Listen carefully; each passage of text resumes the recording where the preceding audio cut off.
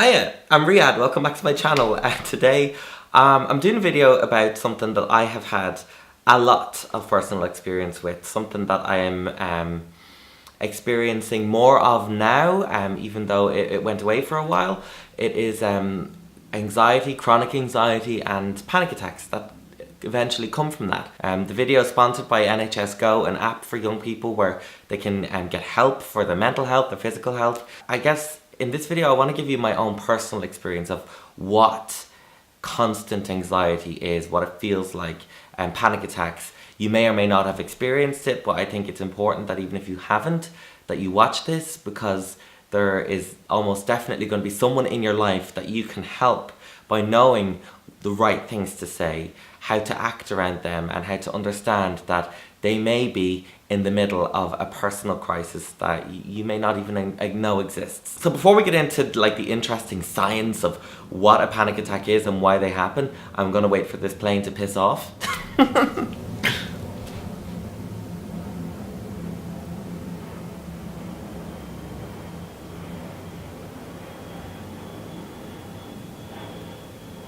For me, one of the most important things about getting over anxiety was first of all knowing what is going on, like biologically, science-wise, what is happening in my body that's making me feel this way and making all of these physical things happen that I cannot control. And once I understood that, then I could kind of like, I could get control. My first memory of having panic attacks, it goes way back to when I was about 13 or 14 years old, and I had this crazy strong separation anxiety from my mom.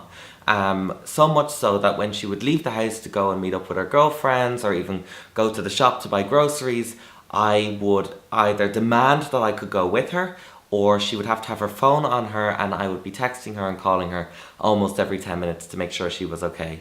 And it came from a fear that she would die. I thought that she would be abducted and raped. That was one thought that went through my head. I thought that she would be murdered. I thought that she would have a car crash and that I would all of a sudden have a motherless life and that I wouldn't be able to cope with that. I have no idea where it came from, and it got so bad that even my mother's friends were going, "Is your kid okay?" She'd be having like a Chinese takeaway with her girls and her phone would be constantly ringing.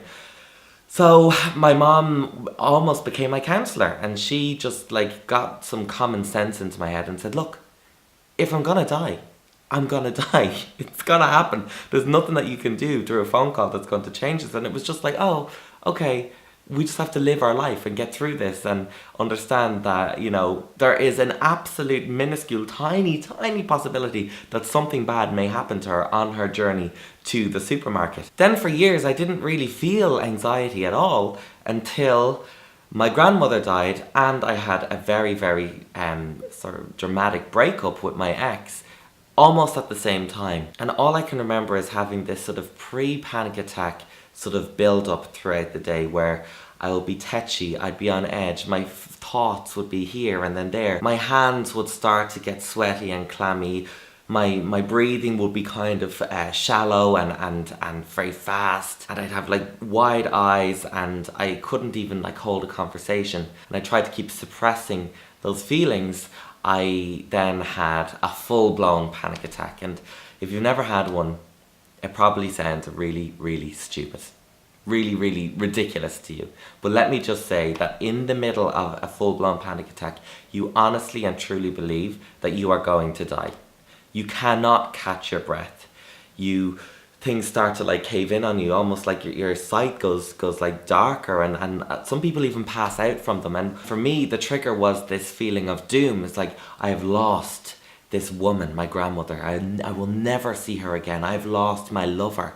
I've lost all of these things. How can I possibly go on? And aside from that, the most recent expression of a panic attack that I had was when some of you will have seen I had another dumping / breakup situation, and I was standing in my kitchen and I had been battling this oncoming panic attack all day. I knew it was coming, it was on its way, and I was like, nope, I'm taking control of this situation, it is not going to happen, I am going to be okay.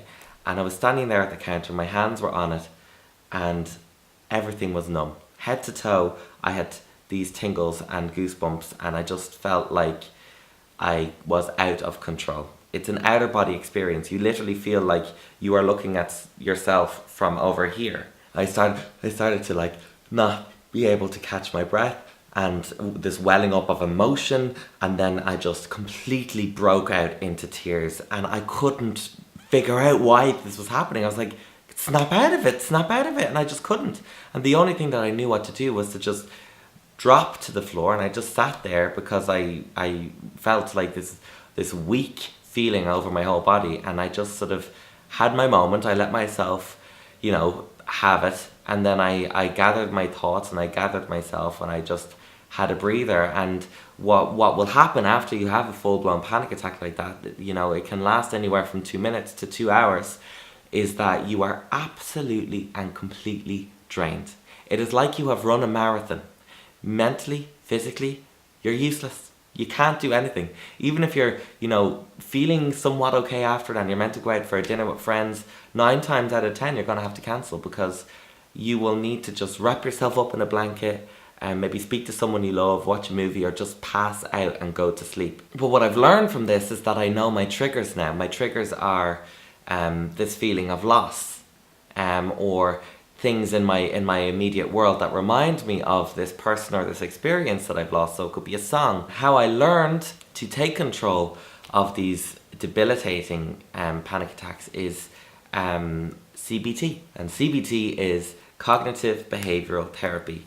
It's unlike other therapies that you go to, because it actually teaches you these tools that you can take and use day to day that allow you to control your feelings and to control the oncoming of a panic attack.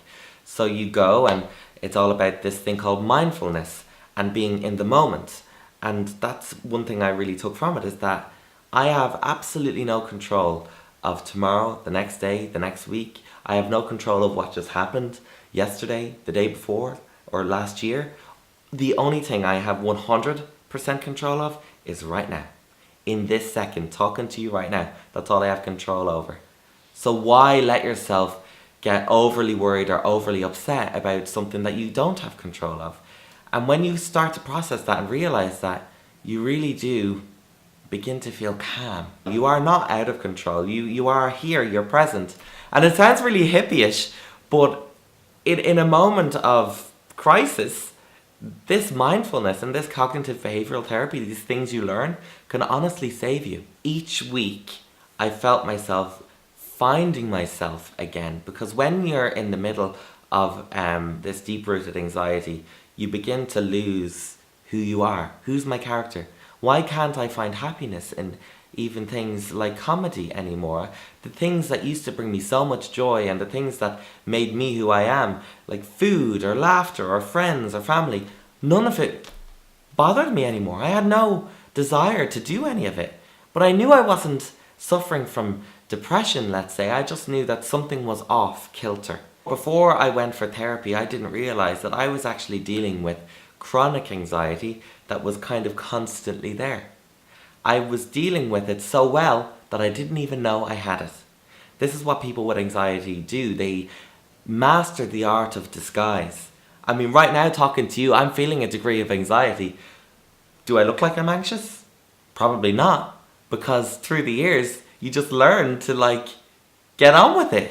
And you yourself could be dealing with low-level, constant anxiety without even realizing. What I've learned from my research and my interest in human biology and why we have these panic attacks is that there is a true reason why they exist. They are there to protect you. They're not just these useless things that come up to make your day shit. Think of it this way. If you are in the Stone Age times and you are being chased by a lion, you're going to get the fight or flight hit of adrenaline, and you're going to get this rush to protect your life and save yourself.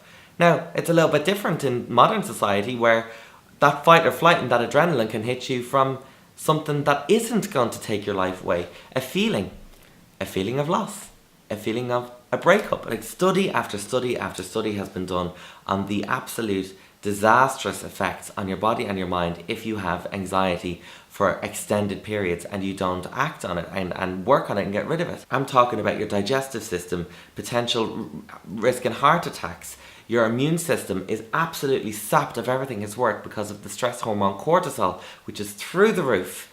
Your reproductive system is even attacked by it. Your ability to be creative, absolutely gone. There was a study, one of them by the University of Wisconsin. They found that people who suffered from anxiety and stress and believed that it was bad for them had a 43% higher risk of an early death. But the people who realised that yes, they were going through stress and yes, they were having a panic attack, but it was okay and they were going to get a handle on it, they had absolutely no higher risk of death than someone that didn't have panic attacks or anxiety. So it is really all in your hands and all in your mind of taking control and making this anxiety and these panic attacks go away, and even when they happen, using them for good. Realising that it is a natural human response to a situation that is happening in your life, that it is okay, that it will come, it will go, and everything is going to be okay beyond that. So if any of this, what I've said, resonates with you in some way, or someone in your family or a friend, then know that you are absolutely not alone. It is a normal thing that happens to most of us in our life. We do all have triggers, and there are ways that we can battle through it and feel normal again. Remind ourselves of who we are. Enjoy life again. Stop surviving and start living. And if you do happen to be a young person in the UK, do check out that app that I mentioned at the start of the video, NHS Go. It is going to be a lifesaver for so many people, and I wish that I had the same resource when I was growing up in Ireland. If you're going through absolutely anything, be it a mental health issue, an STI, anything like that, then it is something that you need to download and you need to check out. It's all categorized into different sections. So there's young people health, there's LGBT issues, sex and relationships, eating healthily, exercise. So from the very, very serious down to just the everyday things that will make you a healthier young person. But at any point that you feel like, okay, I've got the information I need, now I need to reach out and get professional help, all of those resources are there. It will look at where your location is, and it will tell you where your nearest GP is or your nearest sexual health clinic. So it is just, it makes me smile, the idea of the app, because I know how many young people it's going to help, and that's why I decided that I would partner up with the guys at the NHS. Hope you have a lovely day. Thank you so much for watching the video. I'll have another one for you in a couple of days. Chat to you later. Bye. No, hang on. I'm back. Just for a minute. I'm just editing the video at the moment, and I just wanted to also say that I know a lot of you are going back to school at the moment. I see your tweets, and I know that it can be pretty damn overwhelming. I changed school like 3 times. And the anxiety I had because of that was pretty high. Maybe it's your subjects, maybe it's a teacher you don't get on well with, maybe there's bully, or just like the general idea of going back after a long, lovely summer of chilling out. Completely normal to feel a little bit weird and a little bit insecure. But that's what the app is there for. That's what your parents are there for. That's what your friends are there for. Talk to them, and yeah, use the app. It's there. It's for free, and that's its purpose. If you want to download it or check out the website, all those links are down below. This time it's a goodbye for real. Okay, chat to you later. Bye bye. And how does it make your teeth whiter, I hear you ask? Well, it's got a thing in it called lauric acid or lauric. I don't know how to pronounce it, but it basically dissolves the compounds and the various different bacteria that cause your teeth to go yellow. Okay? A woman's looking at me. God only knows what she thinks I have in my mouth. Oh, hey.